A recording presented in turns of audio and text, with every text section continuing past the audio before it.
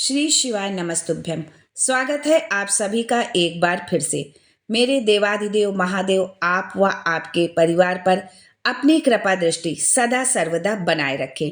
दोस्तों, पूज्य गुरुदेव प्रदीप मिश्रा जी के मुखार बिंद से शिव महापुराण में उद्धृत ये छोटे छोटे उपाय आपके जीवन को बदल देंगे। आपके जीवन से रोग, आर्थिक समस्या, ग्रह दोष, पितृदोष आदि जैसी समस्याओं के निराकरण के लिए उपयोगी सिद्ध होंगे। बस जरूरत है श्रद्धा, विश्वास और भाव की।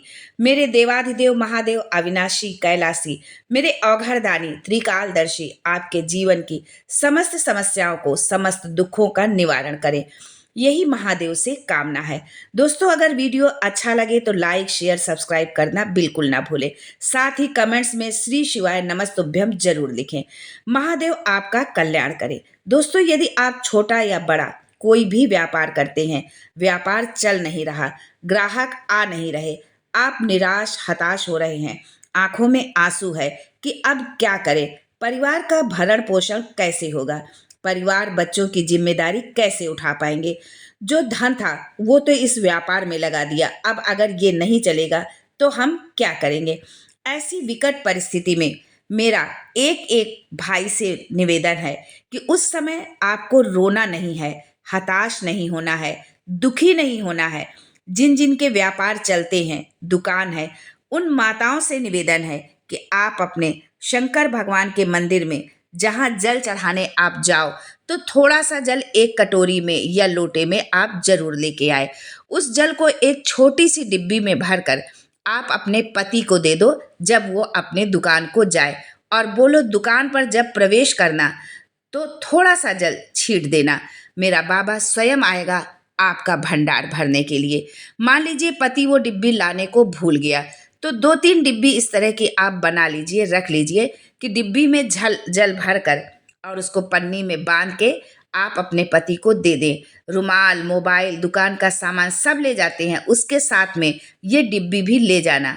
उसका जल दुकान में प्रवेश करते समय छींटे देना। छींटना यदि आप भूल भी गए हैं और अगर वो डिब्बी, जल की डिब्बी आपके दुकान के अंदर चली गई है तो आपका कल्याण निश्चित है। दोस्तों, महीने भर में एक बार विमला तुलसी का सेवन करना आप प्रारंभ करिए। 3 तरह की तुलसी होती है, श्यामा, रामा और विमला।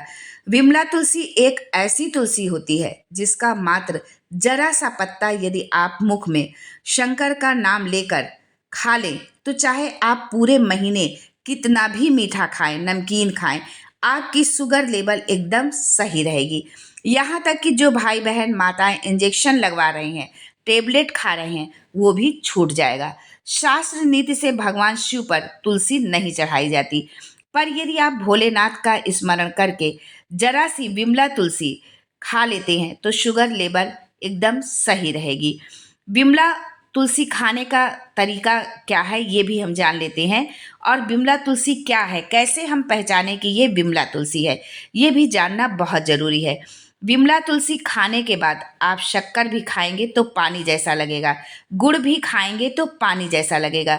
तो आप समझ जाइए, यदि आपको ऐसा लगता है तो आप समझ जाइए कि ये विमला तुलसी है। विमला तुलसी खाना कितना है, आपको बिल्कुल जरा सा खाना है। जैसे कि हम नेल कटर से नाखून काटते हैं तो एकदम थोड़ा सा नाखून काटते हैं, बस उतना ही आपको विमला तुलसी जो है आपको खाना है। महीने में एक बार आपको ये खाना है। यहाँ तक कि शुगर आपकी ऊपर नीचे यदि जा रही है तो आप 2 महीने में एक बार विमला तुलसी खाएं।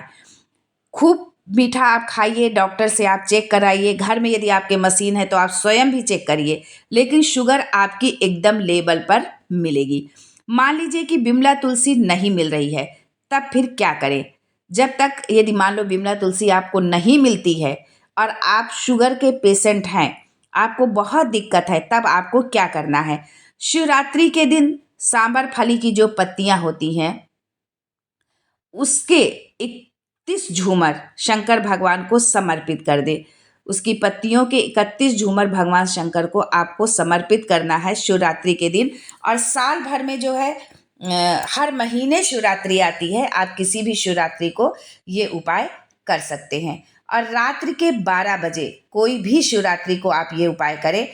मान लीजिए कि आप इस शिवरात्रि नहीं कर पाए तो अगली शिवरात्रि सही 31 झूमर आपको समर्पित करना है।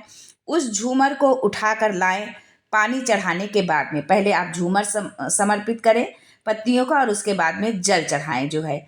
और जल चढ़ाने के बाद में जो है आप जो जल आप चढ़ा रहे हैं उस पानी को चढ़ाने के बाद में आप आधा लीटर पानी में उस झूमर को उबाल लें।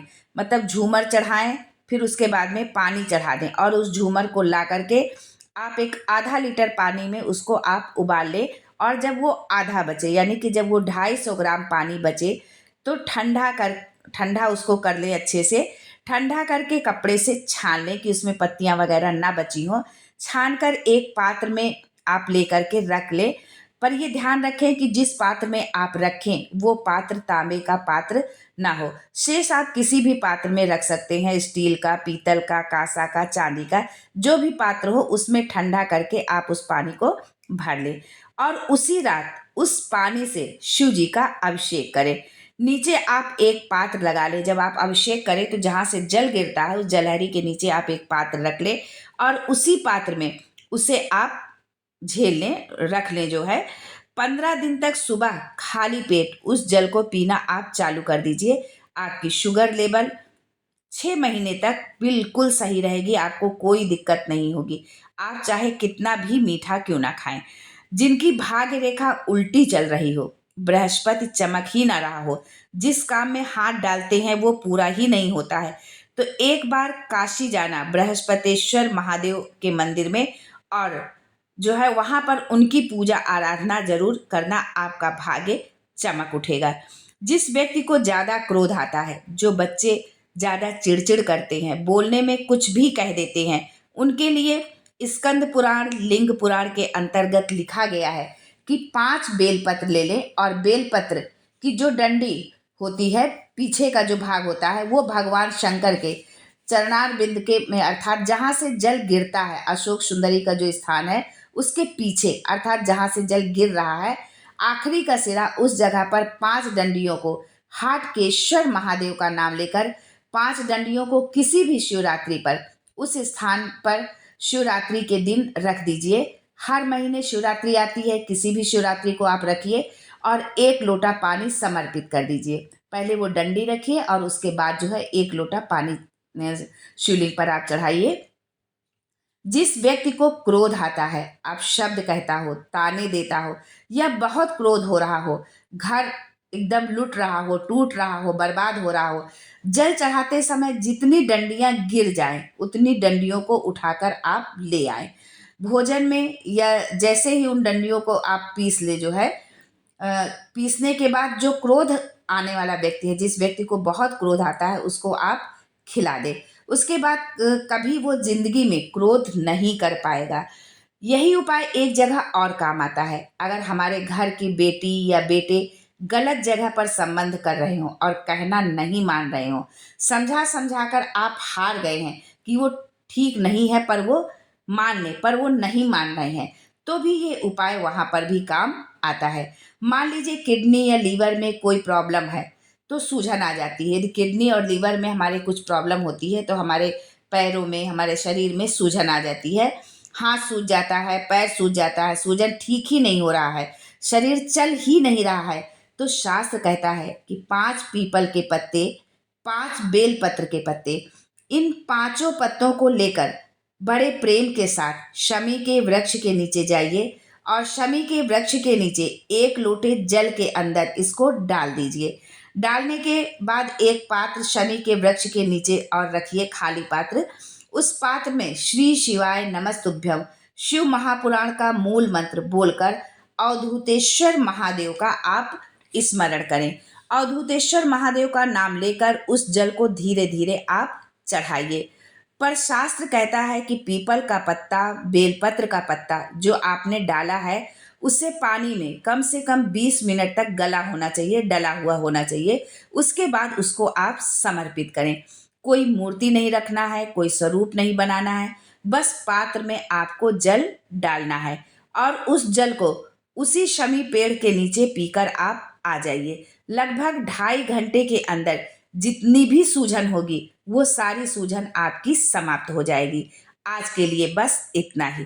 दोस्तों, मिलते हैं शिव महापुराण शास्त्र सम्मत उपायों के साथ एक बार फिर से। तब तक के लिए goodbye and thanks for watching my video.